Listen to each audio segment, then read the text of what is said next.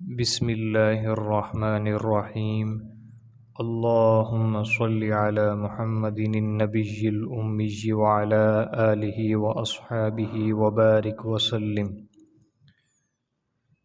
بہت سے لوگ جادو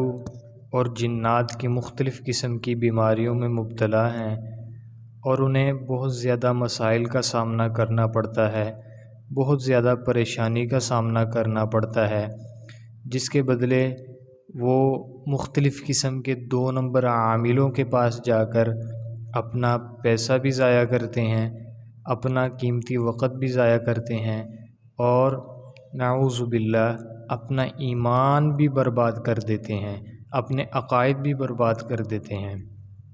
ایسے لوگوں سے گزارش ہے کہ ان 2 نمبر عاملوں سے بچ جائیں اور وہ علاج کریں جو سنت علاج ہے۔ جادو کا سنت علاج کیا ہے وہ میں آپ کو آگے چل کے بتاتا ہوں۔ میں جادو کی چند علامات آپ کے سامنے بیان کرتا ہوں۔ جادو کی علامات تو بہت زیادہ ہیں، لیکن چند علامات بتاتا ہوں آپ کو کہ مریض بیمار ہوتا ہے اور بیمار ہونے کے باوجود جب وہ میڈیکل رپورٹس کرواتا ہے تو وہ بالکل کلیئر آتی ہیں میڈیکل رپورٹس، اور جاگنے کے بعد جسم میں درد، تھکاوٹ محسوس ہوتی ہے، طبیعت میں چڑچڑاپن اور تنہائی پسند ہو جاتا ہے مریض، چھوٹی چھوٹی باتوں پہ اس کو مریض کو شدید غصہ آتا ہے، اگر غلطی اپنی بھی ہو تب بھی وہ مانتا نہیں مریض۔ اسی طرح رشتہ داروں سے، گھر والوں سے، دوست احباب سے بلا وجہ اچانک بڑے بڑے جھگڑے پیدا ہو جاتے ہیں، ہر وقت یہ محسوس ہوتا ہے کہ کوئی مجھے دیکھ رہا ہے، کوئی میرے ساتھ ہے، انجانا سا خوف کہ گھر سے نکلا تو مر جاؤں گا،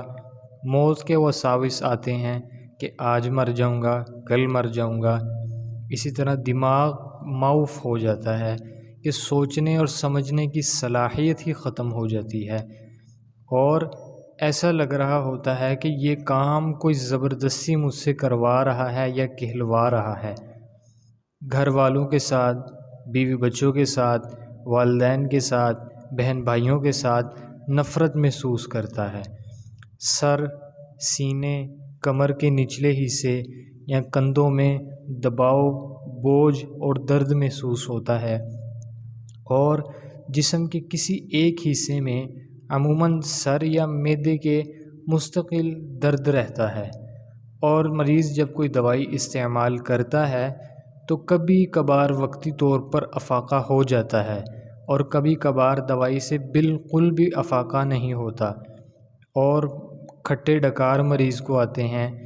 گیس بہت زیادہ ہر وقت رہتی ہے معدے میں، متلی ہو جاتی ہے، قے آنے کا احساس ہوتا ہے لیکن قے آتی نہیں۔ اسی طرح ایڑیوں میں، پنڈلیوں میں ہر وقت درد رہتا ہے، اور آنکھوں پہ بوجھ رہتا ہے، دل کی دھڑکن اچانک تیز ہو جاتی ہے اور اچانک بہت ہی کم ہو جاتی ہے۔ اسی طرح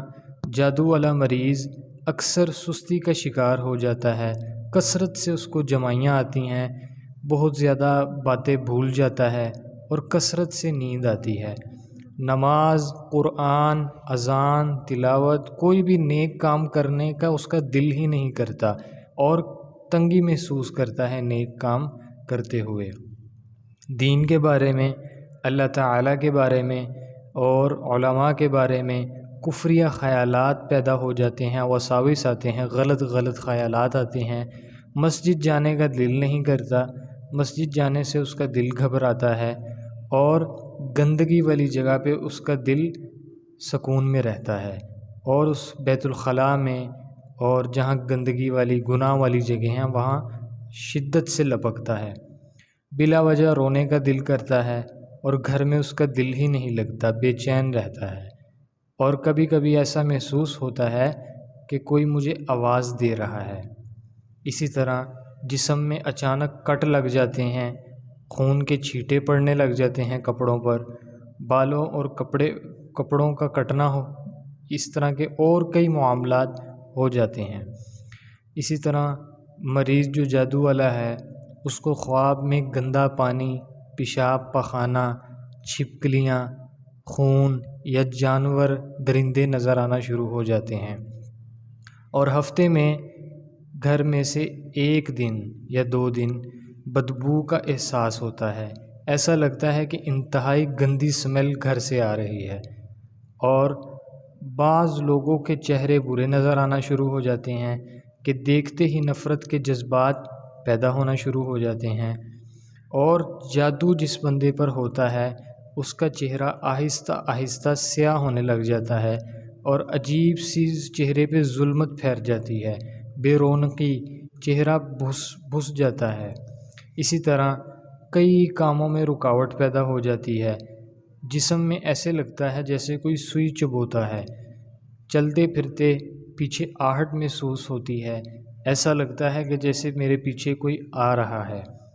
تو اسی طرح جادو کی بہت ہی زیادہ علامات ہیں، یہ میں نے چند مختصر سی علامات آپ کو بتائی ہیں۔ تو جن لوگوں پر جادو ہے یا جنات کا مسئلہ ہے، انہیں چاہیے کہ اپنے گھر میں رہ کے پاک صاف طریقے سے جو سنت علاج ہے وہ کریں۔ اس کے بارے میں آپ کو حدیث بتا دیتا ہوں۔ کئی لوگ تو مانتے ہی نہیں کہ جادو ہوتا ہے، اور کئی لوگ تو یہ بھی نہیں مانتے کہ نبی پاک صلی اللہ علیہ وسلم پر بھی جادو ہوا تھا، کیونکہ سورۃ الفلق اور سورۃ الناس یہ قرآن مجید میں اللہ تعالیٰ نے نازل کی ہیں، اور ان کا آپ ترجمہ، تفسیر، تشریح، شان نزول پڑھ کے دیکھ لیجئے، پھر آپ کو سمجھ آ جائے گی کہ کیا اللہ کے نبی صلی اللہ علیہ وسلم پر جادو ہوا تھا یا نہیں ہوا تھا۔ ایک روایت بخاری شریف میں ہے، حضرت عائشہ صدیقہ رضی اللہ تعالی عنہ راوی ہیں، فرماتی ہیں کہ ایک مرتبہ نبی کریم صلی اللہ علیہ وسلم بیمار ہو گئے اور تقریباً 6 ماہ بیمار رہے۔ آپ صلی اللہ علیہ وسلم پر ایک یہودی منافق نے جادو کر دیا، جس کا اثر یہ ہوا کہ بعض مرتبہ ایک کام نہیں کیا ہوتا تھا، لیکن آپ صلی اللہ علیہ وسلم ایسا محسوس کرتے کہ یہ کام میں نے کر لیا ہے۔ پھر ایک دن آپ صلی اللہ علیہ وسلم نے حضرت عائشہ رضی اللہ تعالی عنہا سے فرمایا کہ مجھے اللہ تعالیٰ نے بتلا دیا ہے کہ مجھے کیا بیماری ہے، اور فرمایا کہ خواب میں نے 2 شخص دیکھے کہ ایک میرے سرانے بیٹھ گیا اور ایک پاؤں کی طرف۔ سرانے والے نے دوسرے سے سوال کیا کہ ان کو کیا بیماری ہے؟ دوسرے نے کہا کہ ان پر جادو ہے۔ پھر اس نے سوال کیا کہ کس نے جادو کیا ہے؟ تو دوسرے نے جواب دیا کہ لبید بن اعصم نے، جو یہودی منافق ہے۔ اس نے پھر سوال کیا کہ کس چیز میں جادو کیا ہے؟ اس نے جواب دیا ایک کنگھے اور اس کے دندانوں میں۔ پھر سوال کیا، اور اس نے اس لڑکے کو ورغلا کر حاصل کیے جو رسول اللہ صلی اللہ علیہ وسلم کی خدمت کرتا تھا۔ پھر اس نے پوچھا کہ وہ کنگھا کہاں ہے؟ اس نے جواب دیا کہ وہ کھجور کے غلاف میں بند کر کے بیر زروان کنواں ایک ہے، اس میں ایک پتھر کے نیچے رکھا ہوا ہے۔ چنانچہ بیدار ہونے کے بعد آپ صلی اللہ علیہ وسلم اس کنویں پر تشریف لے گئے۔ اس کنویں کا پانی مہندی کی طرح ہو چکا تھا۔ آپ صلی اللہ علیہ وسلم نے وہاں سے اس کو نکالا اور کھولا تو اس میں ایک تانت کی تار تھی جس میں 11 گرہ لگی ہوئی تھی، ہر گرہ میں ایک سوئی لگی ہوئی تھی۔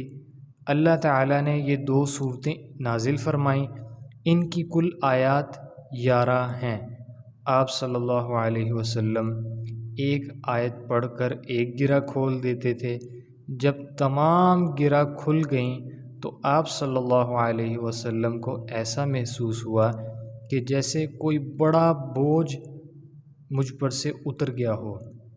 تو اب میں نے آپ کو یہ حدیث بھی سنا دی کہ نبی علیہ السلام پر جادو ہوا تھا۔ اب جس شخص پر جادو ہو وہ